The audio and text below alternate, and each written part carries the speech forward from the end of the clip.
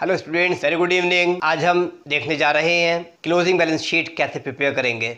पिछली क्लास में आपने देखा कि ओपनिंग बैलेंस शीट प्रिपेयर करते हैं इन ऑर्डर टू कैलकुलेट और डिटरमाइन द कैपिटल फंड। अब हमारे पास कैपिटल फंड भी है, ओपनिंग बैलेंस शीट बना चुके हैं, हमारे पास एडिशनल इन्फॉर्मेशन भी है और हमारे पास सरप्लस या डेफिसिट भी है from the income and expenditure account. On the basis of all these things we will prepare the closing balance sheet. So now let's move on. Asset side पे आएंगे। First of all हम यहाँ assets record करेंगे। Building है, पिछले साल भी building थी, अब भी बिल्डिंग है। अगर हमने कुछ और इस साल परचेज कर लिए तो वो ऐड कर लेंगे। अगर हमने इस साल इसमें से कुछ पोर्शन सेल ऑफ कर दिया, डिस्पोज ऑफ कर दिया, उसे हम लेस कर देंगे। अगर इसकी वैल्यू बढ़ गई, बिल्डिंग की कीमत बढ़ती ही है, लैंड की कीमत बढ़ी जाती है, अगर इसकी कीमत बढ़ गई है तो लगा देंगे प्लस एप्रिसिएशन और इसकी वैल्यू फाइनल एडजस्टेड अमाउंट बाहर आ जाएगा आउटर कॉलम में। लाइकवाइज फर्नीचर, हमारा फर्नीचर है, लास्ट ईयर भी था हमारे पास, अब भी है, पहले उसकी फिगर लिखेंगे। अगर कुछ और परचेज किया तो ऐड करेंगे। इसमें से कुछ पार्ट अगर हमारा ख़त्म हो गया, बेच दिया, टूट गया, कुछ भी XYZ, तो उसे लेस कर देंगे। अगर डेप्रिसिएशन चार्ज हुआ है तो वो लेस कर देंगे। रिमेनिंग फिगर एडजस्टेड अमाउंट यानी बुक वैल्यू जो बची है उसे हम बाहर आउटर कॉलम में लिख देंगे। बुक्स वगैरह जितनी थी वो फिगर लिख देंगे। कोई एडजस्टमेंट है तो एडजस्टमेंट करेंगे। Outstanding subscription, here new thing is there, two adjustments are there. Outstanding subscription basically current year का लिखते हैं, लेकिन कभी कभी ऐसा भी होता है कि लास्ट ईयर का सब्सक्रिप्शन आउटस्टैंडिंग था। सपोज 500 रुपीज़ आउटस्टैंडिंग थे, उसमें से 300 रुपीज़ अब भी आउटस्टैंडिंग है, ओनली 200 रिसीव हुए हैं। तो जो 200 रिसीव हो गए 200 रुपीज़, उसको हम दिखाएंगे इनकम एक्सपेंडिचर अकाउंट में, इनकम साइड में। जो 300 अब भी रिसीव नहीं हुए वो अब भी ड्यू है ना, मिलना बाकी है, उसको हम यहाँ पर लिखेंगे outstanding subscription for previous year 300 rupees. Now here outstanding subscription for current year, जितना भी है वो यहाँ लिखेंगे, दोनों को ऐड करके बाहर लिख देंगे। Closing balance of cash and bank कहाँ से आएगा? रिसीव्ड पेमेंट अकाउंट से। इन्वेस्टमेंट है, कोई आपने पैसा अपना इन्वेस्ट किया है यानी इन्वेस्टमेंट परचेज किया है वो यहाँ पर लिख देंगे। कोई इक्विपमेंट परचेज किए वो यहाँ पर लिख देंगे। एसेट साइड आपकी लाइकवाइज कंप्लीट हो जाएगी, जो भी एसेट्स है आप रिकॉर्ड कर देंगे।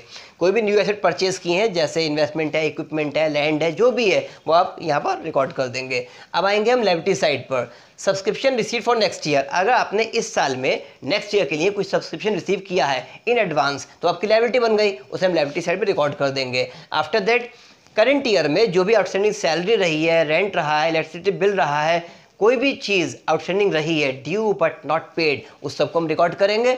आफ्टर दैट अगर कोई भी अमाउंट हमें मिला है कैपिटल नेचर का, like donation, life membership fees, endowment fund, annuity fund, कोई भी आइटम मिला है उस सबको हम रिकॉर्ड करेंगे।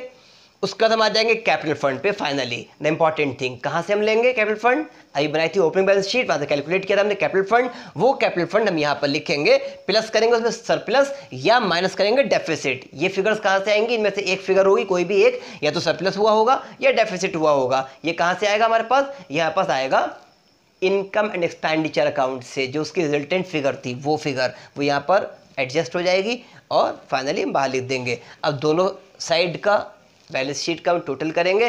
The asset side will definitely be equal to credit side, दोनों का टोटल इक्वल होगा। अगर इक्वल नहीं आ रहा है that means you have committed certain mistake, आप दोबारा चेक करिए। और चेक करने के लिए सबसे पहली चीज़ आप जाइए एडजस्टमेंट पर, एडजस्टमेंट्स चेक करिए। अगर एडजस्टमेंट पे आपको गलती नहीं मिलती है, डेफिनेटली वहीं गलती मिलेगी। बच्चे गलती करते हैं एडजस्टमेंट्स करने में, एडिशनल इन्फॉर्मेशन में। अगर एडिशनल इन्फॉर्मेशन के सारे पॉइंट यहाँ पे कवर हो चुके हैं, कोई गलती नहीं है, तो अब आप वापस जाइए इनकम एक्सपेंडिचर अकाउंट पे, उसको चेक करिए। दो ही जगह गलती हो सकती है। ये सब बनाने के बाद आप जो है अब अपना, अगर आपका टोटल अब इक्वल आ जाता है well and good, that means आपने सही प्रिपेयर कर ही लिया है। और अगर कोई भी मिस्टेक आती है तो मैं तो फिर आपसे कहूँगा, हमेशा कहता हूँ कि क्वेश्चन सॉल्व करने से पहले ही 2 बार 3 बार क्वेश्चन को पढ़िए, उसको अच्छे से समझ लीजिए। यहाँ तक माइंड में बैठ जाना चाहिए क्या चीज़ कहाँ पर लिखी हुई है। जब आप कोई चीज़ लिख रहे हो, सपोज रेंट लिख रहे हो, तो फ़ौरन माइंड में क्लिक कर जाए कि इसका तो एडजस्टमेंट में लिखा हुआ था, नहीं एडजस्टमेंट है इस पर। तो अगर आपका सब कुछ करने के बाद भी आंसर नहीं आ रहा है तो फिर से आप रिवाइज करिए क्वेश्चन के बाद, फिर से रीड आउट करिए और फिर चेक करिए सेंटेंस या आइटम बाय आइटम चेक करिए, इसको हमने कहाँ का रिकॉर्ड किया। हर एडजस्टमेंट को 2 बार रिकॉर्ड करना है, हर एडजस्टमेंट 2 जगह आता है, either in income expenditure account and balance sheet और both the times in balance sheet only. कहीं ना कहीं इफेक्ट पड़ेगा, दो जगह इफेक्ट पड़ेगा। जितने आइटम रिसीट पेमेंट अकाउंट में वो सारे आइटम आने एक जगह कहीं भी, तो इस तरीके से आपकी बैलेंस शीट प्रिपेयर होगी। Nothing is new. आपने 11th क्लास में फाइनेंशियल स्टेटमेंट बनाई थी, वही फाइनेंशियल स्टेटमेंट ये भी है, ज़्यादा डिफरेंस नहीं है। और बस एक कैपिटल का फ़र्क है, वहाँ पे कैपिटल वो होती है जो ओनर्स लेके आते हैं, यहाँ पे कैपिटल वो होती है जो कि कैपिटल फंड है, जो कि ट्रस्ट का अपना होता है, सोसाइटी का अपना होता है। यहाँ पे ओनर्स के हाथ में कुछ नहीं होता। बाकी आपको कोई भी क्वेरी है तो आप मेल करिए expert.facultyzone@gmail.com और लाइक करिए, सब्सक्राइब करिए, शेयर करिए, कमेंट करिए मेरे चैनल पर। और जिन्होंने सब्सक्राइब नहीं किया, please I request you once again हमारे चैनल को सब्सक्राइब करिए। And stay home, stay blessed. Thank you, have a nice day, good bye.